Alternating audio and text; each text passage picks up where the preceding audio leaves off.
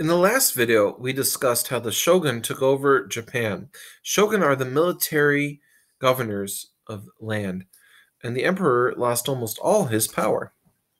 The Minamoto allowed the emperor to remain in the city of Heian and still treated the city as the formal capital. But they then established their own secondary capital at Kamakura and exercised the real power of their government from there. The emperor offered official recognition of the shift in power by giving Yoritomo, the leader of the Minamoto, a number of official titles and posts, including the name Sei Shogun, which meant barbarian subduing general, a title later shortened to just shogun.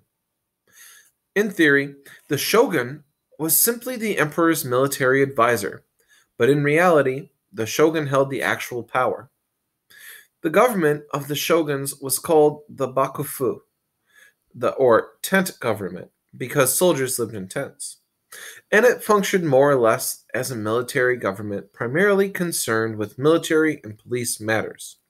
The remnants of the civil government were left in the hands of the emperor. This is going to have a long-standing effect on Japan, since in World War II, it was also the military leaders who were running the country with the emperor pretty much as their puppet. Japan began to develop more and more feudal elements. Yoritomo's power relied on loyalty from those who served him, so he rewarded them with land or government posts. In addition, other families made themselves vassals of the government in order to further their own positions in society. The Kamakura shogunate further consolidated its power by establishing new administrative offices: a council for policy creation, a court, the office of inquiry, and new law codes. The government also carefully watched and limited the actions of the emperor. One of the greatest threats that the Kamakura faced was invasion by the Mongols, who controlled China at the time. On two different instances, the Mongols attempted to invade and conquer Japan. Even though they had superior weapons, the Mongols failed because of bad weather.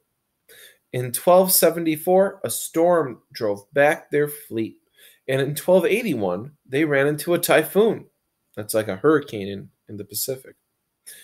The Japanese called this second storm the kamikaze, or divine wind, and saw it as nature, or kami, protecting them. The Mongols planned a third invasion, but it never materialized. Though the Mongols failed to conquer Japan, their attacks weakened the authority of the Kamakura and drained the shogunate's finances. The vassals of the Kamakura demanded compensation for financial losses. When the Kamakura couldn't provide this, discontent began to spread and weaken their power. As the Kamakura weakened, Emperor Go-Daigo attempted to reassert his power militarily. Although he failed, his attempt caused the Kamakura to lose control of Japan. For in the fighting, a general named Ashikaga Takuji seized power. After a series of battles, Ashikaga's clan overthrew the Kamakura shogunate in 1336. Ashikaga set up his own bakufu in Kyoto. The Ashikaga shogunate lasted until the 16th century. During that time, Japan remained in a continual state of war as military leaders established independent territories. The Ashikaga shoguns proved unable to limit the fighting among local lords, or Dynamos, or local lords, who fought to increase their land holdings and their power. Military power increasingly came to lie with individual lords. Formal centralized power waned, and the real ties between the shogunate and local governments came through individual bonds of loyalty between the Dynamos and the bakufu. During the 15th century, the relationship between the Dynamos and the Bakufu grew increasingly uneasy. Civil war finally broke out with the Onin War, 1467 to 1477.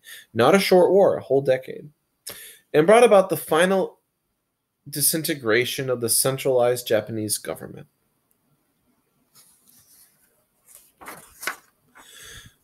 When the Ashikaga shogunate failed, the shogun became feudal centers of power. Remember, the shogun are the lands that the clans would get under their control, farmlands. They became the centers of power, with the dynamos taking on the responsibilities of administration and organization. As the dynamos assumed various local and regional government roles, the samurai came to fill local and regional government positions, in addition to serving as soldiers and military leaders. The Dynamos, who governed the 300 smaller estates of feudal Japan, ruled on a local basis in place of a centralized government. This is feudal Japan, just like in feudal Europe, how the barons and many kings ruled over their little regions. Villages represented the main administrative bodies in Japan. Though the Dynamos controlled and governed the villages, the peasants who lived there remained relatively free from direct control of the dynamo, although they still had to pay taxes. Agricultural productivity improved during this time period. The dynamo's financial stability depended, at least partially, on the productivity of the land, so they oversaw the implementation of improvements in irrigation and farming techniques in order to make the land as fruitful as possible. In spite of the political turmoil during this time period, trade continued, both foreign and domestic, and Japan began to shift to a money-based economy rather than one based on barter. These are your Google form questions about today's lesson, where we see Japan turn full feudal.